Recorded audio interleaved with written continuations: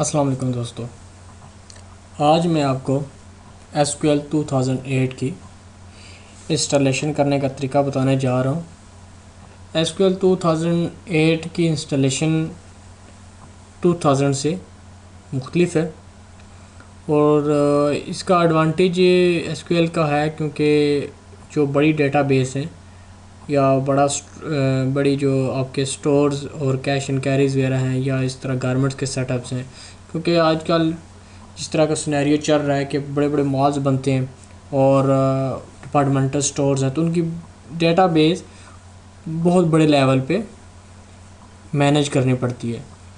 तो इसके लिए अगर आप SQL 2000 यूज़ करते हैं तो उसमें ये होता है कि आपकी वर्किंग स्लो हो जाती है, आपके सॉफ्टवेयर स्लो चलना शुरू हो जाते हैं और बाकी जो सॉफ्टवेयर के फीचर्स होते हैं नॉर्मल जिस तरह रिपोर्ट्स वगैरह होती हैं तो उनको ओपन करने में आपको काफ़ी सारा टाइम लगता है।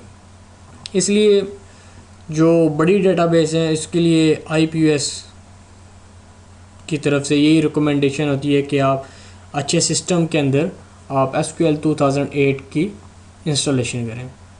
तो उसकी इंस्टॉलेशन करने का जो तरीका है वो विंडो XP पे और विंडो 7 पे ऑलमोस्ट सेम ही है, लेकिन विंडो XP अगर आपके पास है तो जब आप SQL 2008 इंस्टॉल करते हैं तो सबसे पहले, क्योंकि जो SQL 2008 है वो फ्रेमवर्क 3.5 के ऊपर रन करता है।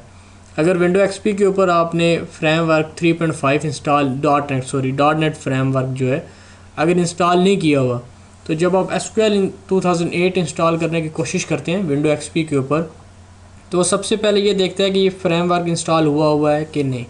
अगर तो हुआ है तो फिर वो फ्रेमवर्क को इंस्टॉल नहीं करता, लेकिन अगर नहीं इंस्टॉल हुआ तो वो सबसे पहले 3.5 डॉट नेट फ्रेमवर्क इंस्टॉल करते हैं।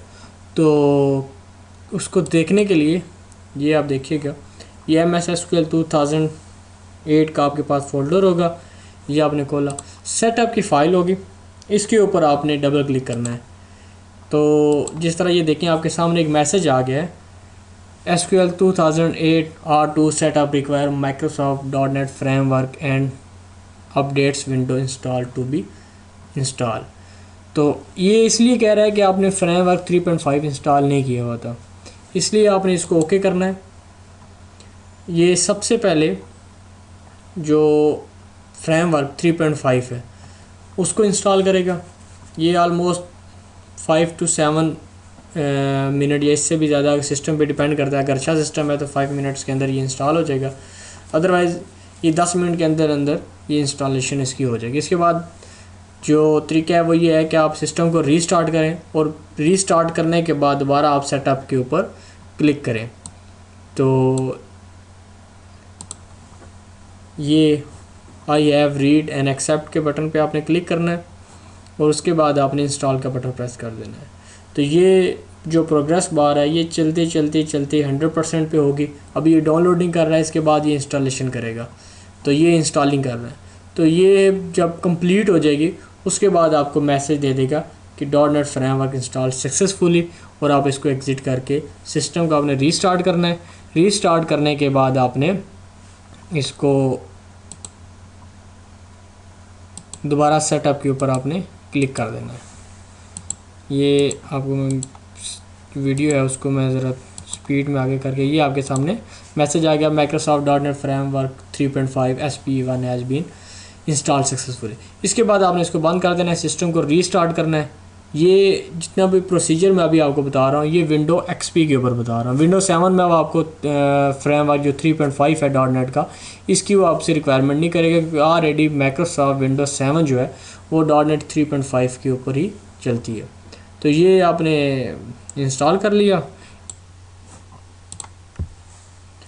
अब यहाँ से जो मैं इंस्टॉलेशन आपको दिखाने जा रहा हूँ ये विंडो 7 और XP के ऊपर सेम है, यानी कि इसमें विंडो 7 के ऊपर भी वही सेटअप आपको रिपीट करने पड़ेंगे या जो आपको कमांड्स है वो करनी पड़ेंगी जो विंडो 7 के ऊपर या विंडो XP के ऊपर, यानी दोनों जो इंस्टॉलेशन है विंडो XP के ऊपर और विंडो 7 के ऊपर वो उसमें कोई डिफरेंस नहीं है।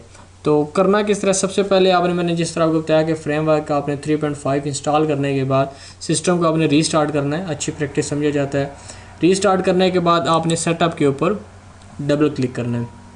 जब आप सेटअप के ऊपर डबल क्लिक करेंगे तो उसके बाद थोड़ा सा टाइम लगाएगा। इसके बाद आपके पास एक मेन्यू आ गया, planning, installation, maintenance, tool, resource, advance and option. तो आपने इंस्टॉलेशन के लिए लेफ़्ट साइड का जो मेन्यू है इसमें आपने इंस्टॉलेशन के ऊपर क्लिक करना है, और राइट साइड पे जो मेन्यू आएगा इसमें आपने जो करना है न्यू इंस्टॉलेशन और add features to existing installation. तो आपने सबसे पहले जो मेन्यू है इसके ऊपर करना है, न्यू इंस्टॉलेशन के ऊपर।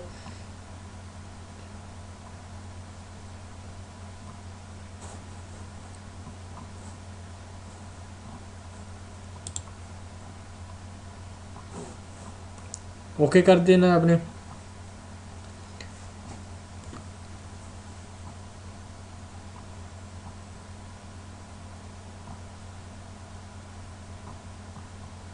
ओके के बाद यहाँ पे ये प्रोडक्ट की आएंगी, ये ऑलरेडी इसमें इंटर हुई होंगी, आपको इंटर करने की ज़रूरत नहीं होगी, आपने इसको नेक्स्ट कर देना है।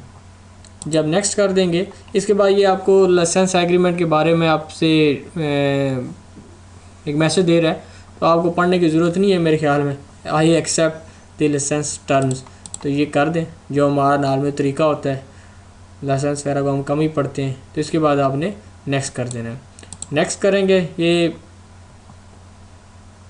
इंस्टॉल के ऊपर आ जाएगा।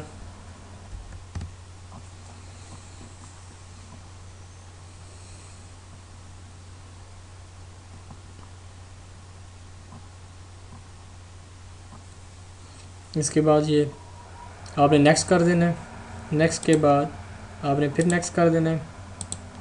यहाँ पे ये आपके इंस्टेंस फीचर्स के बारे में पूछ रहा है कि कौन से फीचर आपने इसके ऊपर इंस्टॉल करना है।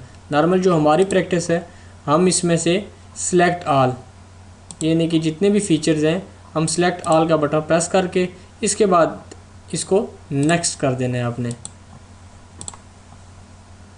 नेक्स्ट करने के बाद टाइम लगेगा, ये इसको फिर आपने नेक्स्ट कर देना है।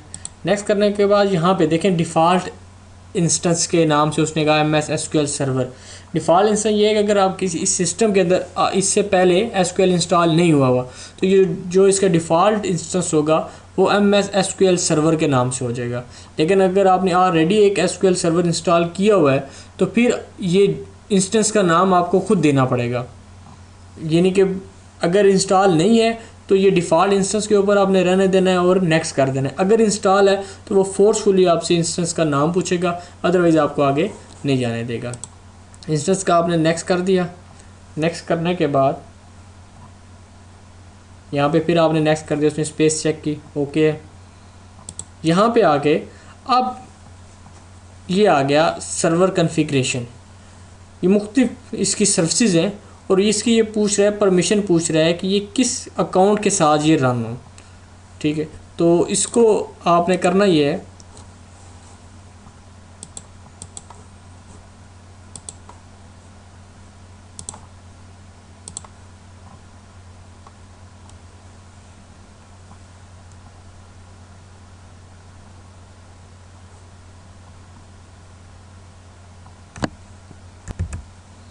यहाँ पे आपने use the same account for all SQL server services, इस बटन के ऊपर आपने क्लिक करना है।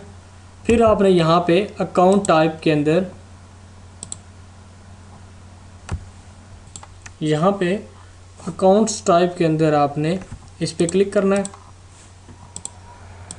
और यहाँ पे इन अथॉरिटी टू सिस्टम, यानी कि जो भी बंदा ये सिस्टम जो चला रहा है उसकी अथॉरिटी में ये सारी सर्विसेज वो रन करें, उस बटन पे क्लिक करना है। Use the same account for all SQL server 2008 R2 services. इसके बाद अकाउंट नेम्स के ड्रॉप डाउन पे क्लिक करना है। दूसरे नंबर पे ऑप्शन होगा NT अथॉरिटीज़ सिस्टम, यानी जो भी बंदा सिस्टम ऑन करे ये सारी वो कर दे। उसके बाद ओके कर देना है आपने।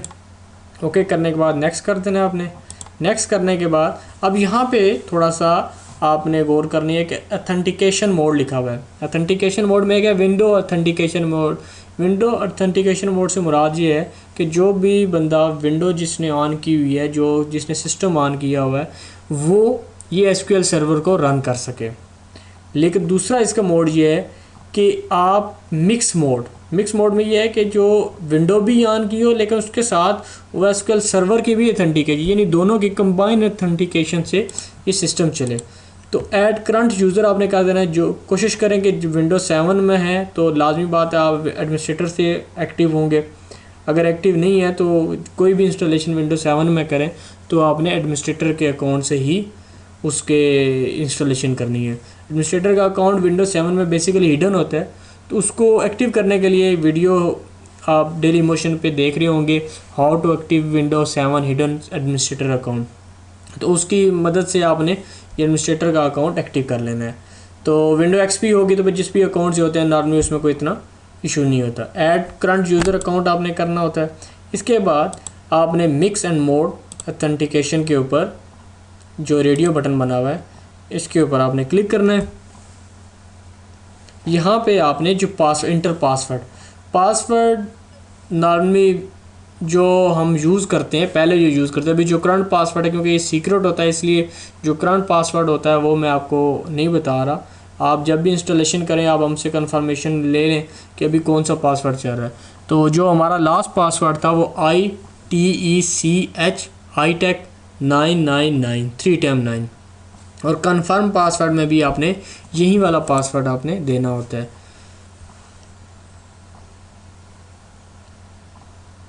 नेक्स्ट कर दिया आपने। ऐड करंट यूज़र दोबारा आपने क्लिक कर देना है, फिर आपने नेक्स्ट कर देना है, फिर आपने नेक्स्ट कर देना है, फिर नेक्स्ट कर देना है। अब ये इंस्टॉलेशन होगी। अब ये जो इंस्टॉलेशन होगी ये 10 से 15-20 मिनट ऑलमोस्ट ये टाइम ले लेगी। प्रोग्रेस बार चल रही है।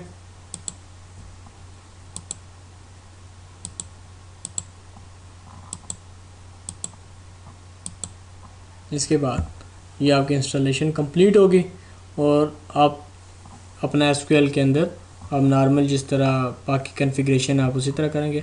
SQL 2008 यहाँ तक आपकी कंप्लीट होगी।